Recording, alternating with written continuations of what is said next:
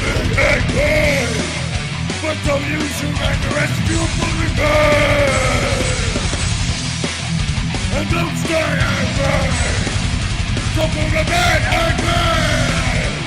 Use that anger to dissolve the rage.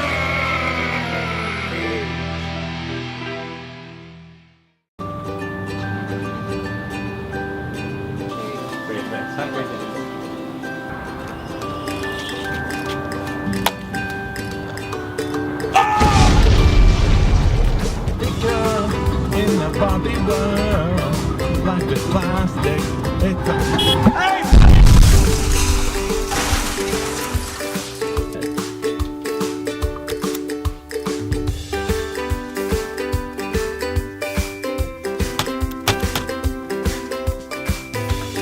Oh, you kidding me?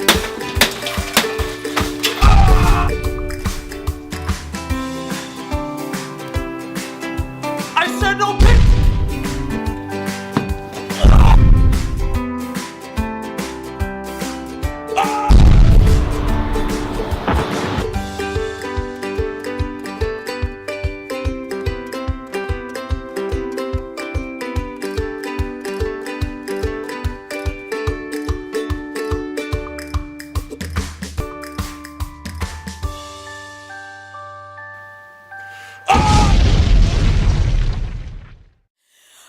As you've already discovered, we are starting our new series, All the Rage. Go ahead and be angry. You need to tell the person beside you, look at them and say, go ahead and be angry.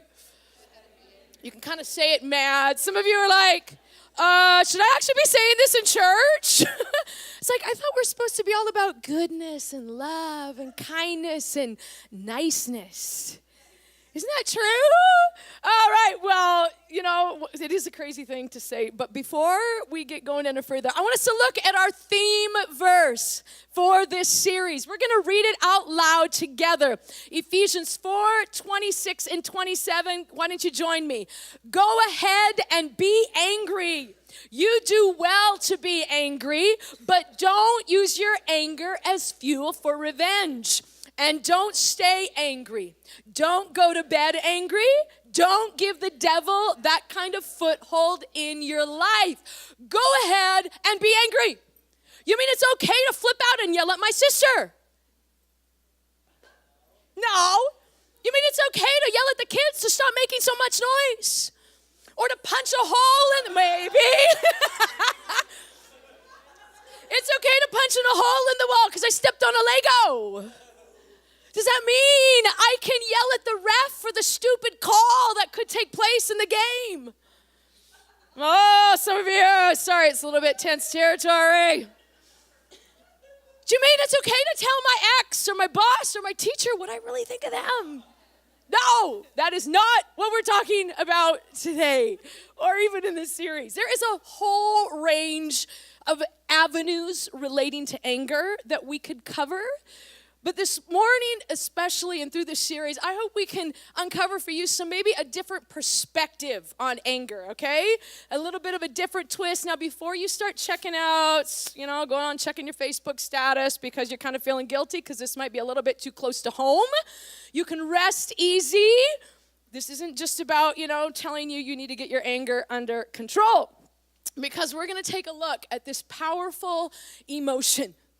And you know what? If you struggle with anger, if you got someone that maybe you're sitting beside someone that struggles with this issue, please avoid the urge to elbow them or to sideways glance them and say, you need to listen to this. Okay? This is not where we're going. We're going to pull back some of the misconceptions. And there's a couple things that I hope this message will do. First one is this message is for every single one of us. Even if you don't consider yourself an angry person, anger issues don't just relate to some types of people. Because anger has a lot of different masks. Jealousy and cynicism and hurt are some of the masks that anger wears. Do you know one of the number one causes of depression is stuffed anger?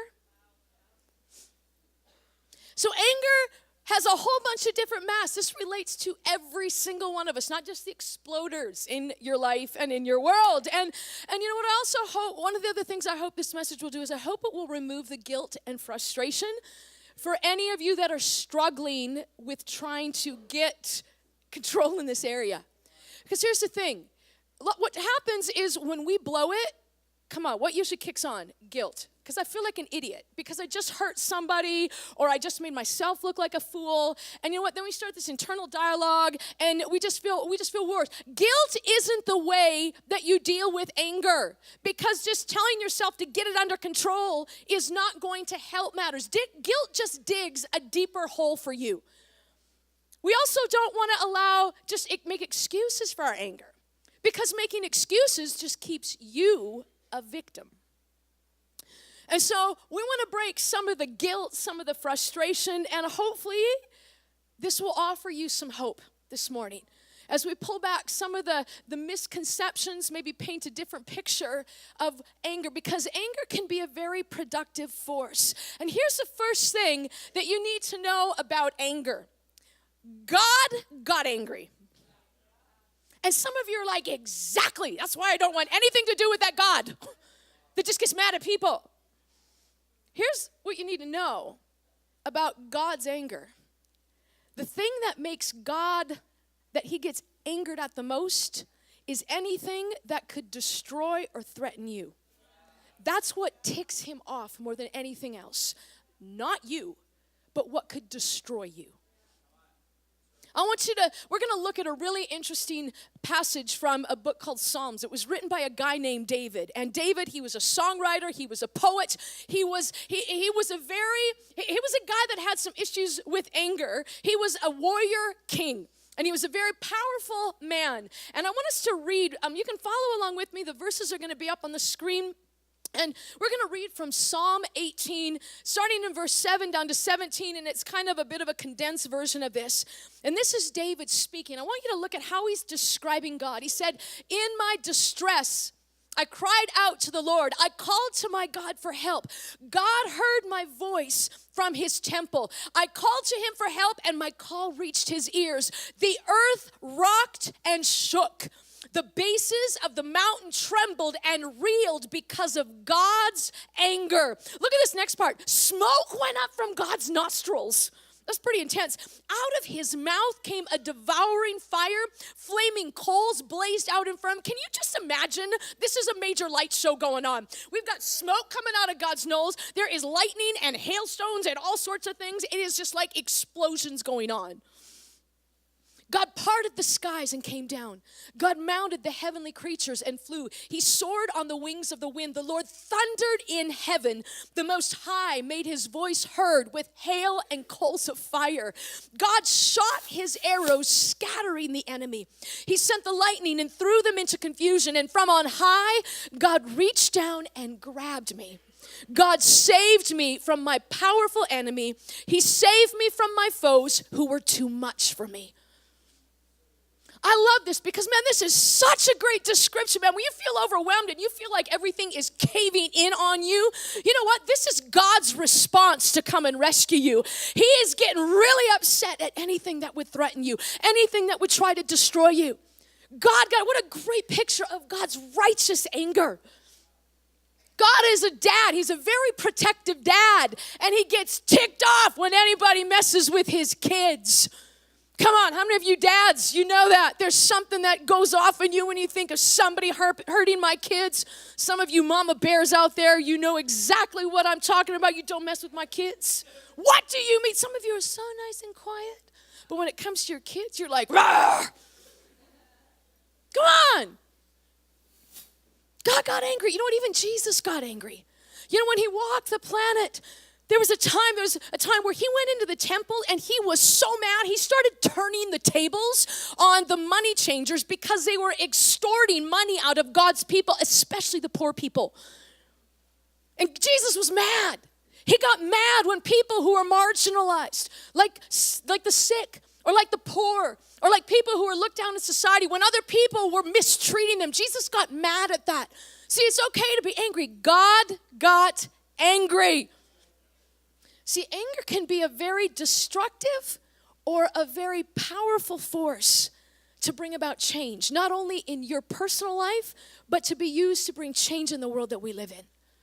And this is what we're going to look at today. See, the answer to anger is not passivity. I'm going to say it again because we got to get this, because our Canadian culture is all about nice. We're peacekeepers. You know, there's a big difference between a peacemaker and a peacekeeper. God says, blessed are the peacemakers, not the peacekeepers. But we kind of got to resist this thing, because you know what? And I'm speaking from personal experience. How many of you angry people, you can kind of relate to this? When you have an explosion of anger, and then you kind of feel guilty, and then the self-dialogue starts, and then you start going off, it's like, come on, buddy, just get it under control. You can do better. You're better than this. Just cool down. And, we try to work towards becoming more subdued and passive. Anybody else ever try that? Does not work very effectively at all. See, the answer isn't passivity. There's a better answer. Because, see, anger can be a very clear indicator. What ticks you off can be an indicator as to what your purpose is.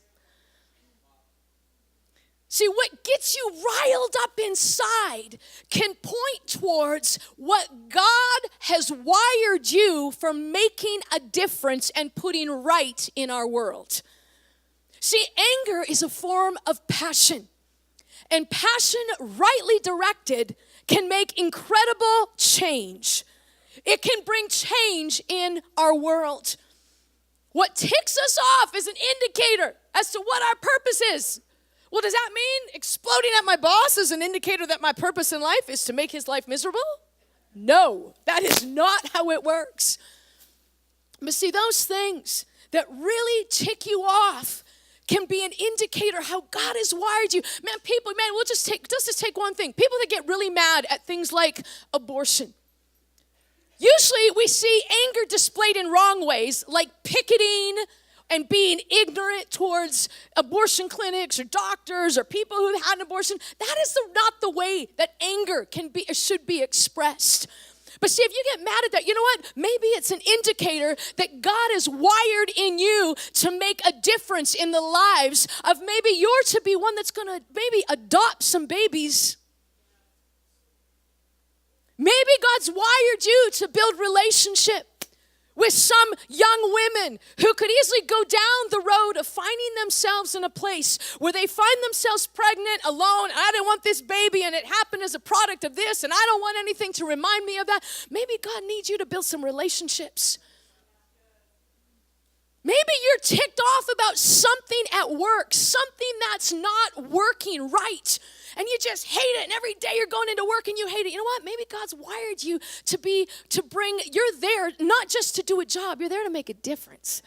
Maybe you're there to actually help change the culture by maybe, bringing a fun element or something that is about more than just, the bottom line. Maybe you're there to make a difference.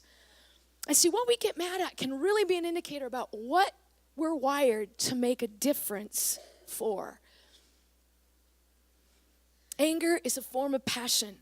And you know what? From our theme verse, this is what we're going to look at. We're going to look at some keys on how to direct this anger and how to make it something productive and something that will accomplish God's purposes and express his heart. Let's look at our theme verses again. Ephesians 4:26, where it says, where am I? There we go. Go ahead and be angry. You do well to be angry, but don't use your anger as fuel for revenge.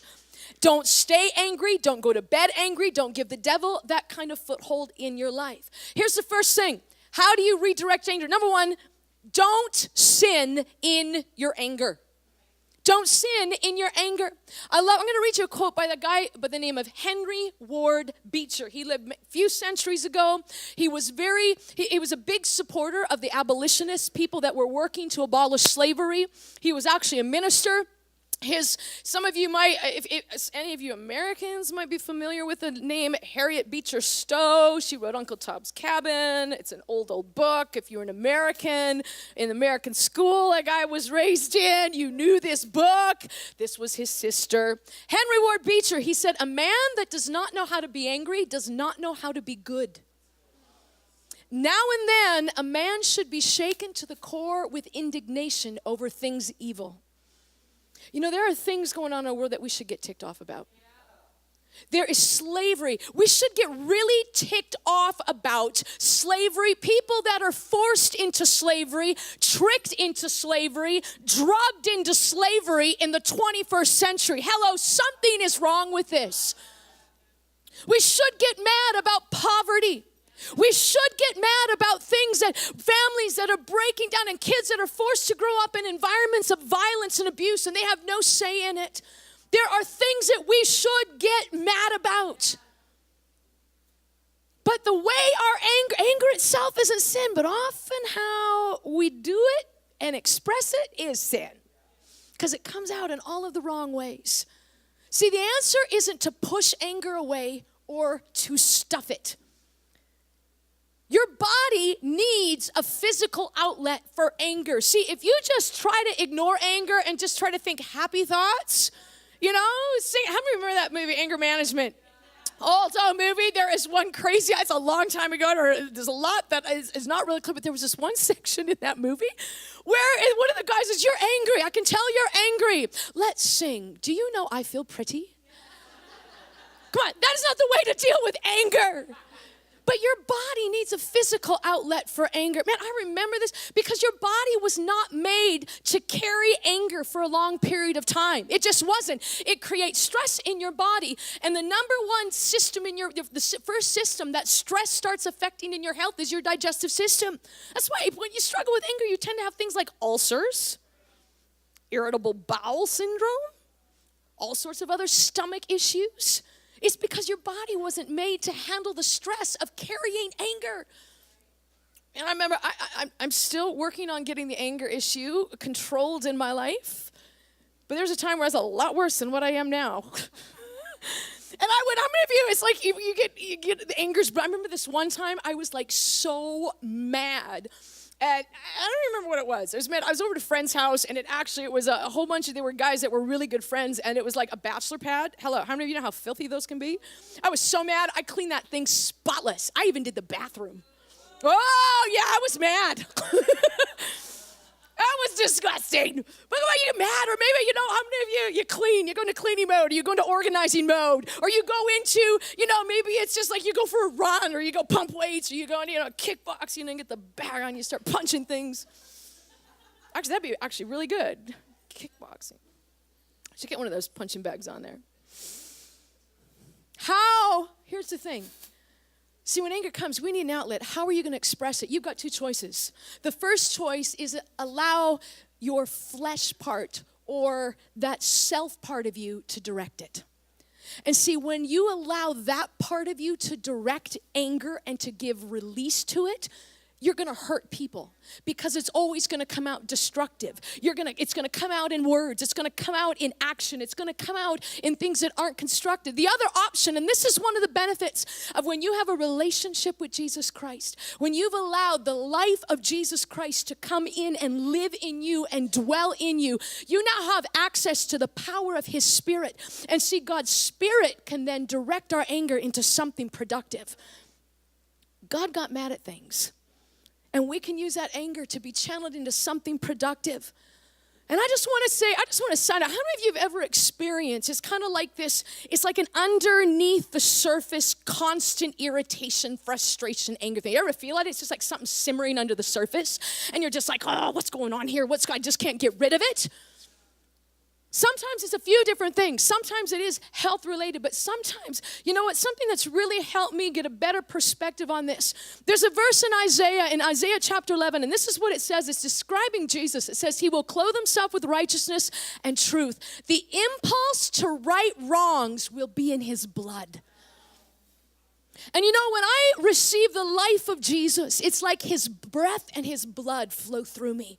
Which means if the impulse to right wrongs is in His blood, it's now in me. And sometimes those irritations inside of me aren't just me. Sometimes it's God's Spirit stirring something in me to make a difference. You know what? It goes like this. It's like, why do you hate school so bad? I don't want to go to school. I hate school. I hate doing this. I mean, a place to work or whatever your environment. It's like, you know what? Is you can get so mad, it's because there's something God is stirring in you to go and be a counterculture person in an environment that's all about self and me. And you can go and you can have a different attitude. Instead of being all out for yourself, you're out there to serve. You're out there to show love and encouragement and live others focused instead of just in your own little bubble like so many people do in that age group. See, those things that are irritating us could just could be God's impulses to right what's wrong. See, anger becomes sin when we allow it to control us. And see, it controls us when we hang on to hurt. And this is the second one. Don't hang on to anger. Ephesians 4:26 again, it says, go ahead and be angry. You do well to be angry, but don't use your anger as fuel for revenge, and don't stay angry. Don't stay angry. See, we end up becoming an angry person when things hurt us and we don't rightly deal with it.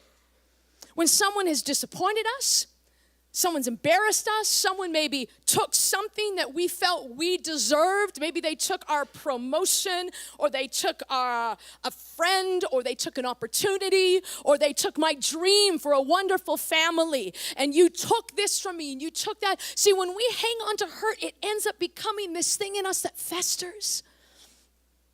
And it works this way. You took my opportunity for promotion. And so that anger starts coming out with jealousy and envy towards anybody who wants to succeed around you.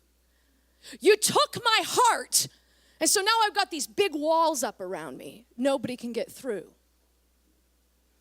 You took my dream of a happy, secure family. That dream for an awesome family was stolen when my mom or when my dad walked out on me. And now this is how the anger comes out. Now your anger comes out at your spouse whenever they don't do what you hope they want them to do. You got hurt inside, and it's turned into an anger, and it's festering. See, anger is an acid that does more harm to the container that's holding it than the person you're pouring it out on. You can get angry. You can get angry about things that aren't right. Yes, it was wrong that that person walked out on you. Yes, it was wrong that you worked hard for that opportunity and they gave it to someone else. Yes, it was wrong that they betrayed you and they misused you. But you know what? If you hang on to that hurt, it becomes a virus that begins to infect all of you, and you become what's called an angry person. And see, anger, when we hold on to it, it doesn't just stay confined to that setting or the person that hurt us. It ends up spilling over into affecting even the people that we love and we care about and we're not mad at. Anger doesn't just stay confined. It's poisonous. And what happens is anger often hijacks God's righteous anger. That anger that's connected to a passion that God's put in us, that's connected to our purpose. And the destructive anger hijacks a good passion in us and prevents us from actually being able to live out the purpose we've been created for. Because we become so emotionally spent directing or being ticked off at fill in the blank, whoever that person is, that we've got no energy to actually act on what God stirs in our heart, and he's trying to stir in our heart to make a difference in this world. That's connected to your passion. That's connected to your purpose for being here. See, when we get rid of every trace of our anger, then our hearts will be free to be able to be motivated by God's righteous anger. See, the book of James says that human anger can never accomplish God's purposes. That doesn't mean passivity is going to accomplish it either. But we've got to work, and we've got to let go of that anger. And this is how we do it. Look at the third one is, in that verse, it says, don't give the devil that kind of foothold. In other words, don't give the enemy the upper hand. Don't give the enemy the upper hand. Here's how you turn destructive anger into something productive. Number one, you need to determine, is this my pain or is this God's pain that I'm experiencing? In other words, is this my hurt? Am I reacting am I hurting because I've been mistreated? Or am I actually experiencing something in God's heart that is grieved over something that's not right in this world? Come on, it doesn't take a lot of brains to look at our world and say, there is a lot wrong here. But you know what? The answer isn't just to sit back and wait until Jesus comes back, waves his magic wand, and poof, everything's wonderful because we're in heaven now. That's not how it's going to pan out, people. That's not how the story goes. Some of you are like, really? Oh. We're part of being able to put things right. But you can't do that if you're holding on to a whole bunch of poison inside. So you got to ask yourself, am I reacting to mistreatment? Is my response a little bit extreme or too intense? Is my response to this situation going to hurt someone? Or is it going to help make something different? See, the thing about God's anger was not, it's God is the only one that can perfectly separate the perpetrator from the crime. We have a hard time doing that, but that doesn't mean we cannot do it. We got to tap into the heart of God in order to be able to do that. See, God's anger was always directed. See, the right kind of anger is always directed at the right object. Not the person, but the crime or the offense or the problem. And see, we got to be able to make that difference. And you got to ask yourself, is my response going to result in good or getting even? And see, if you recognize this is my pain, then you need to ask yourself, who do I need to forgive and for what? Who do I need to forgive and for what? And you need to be specific.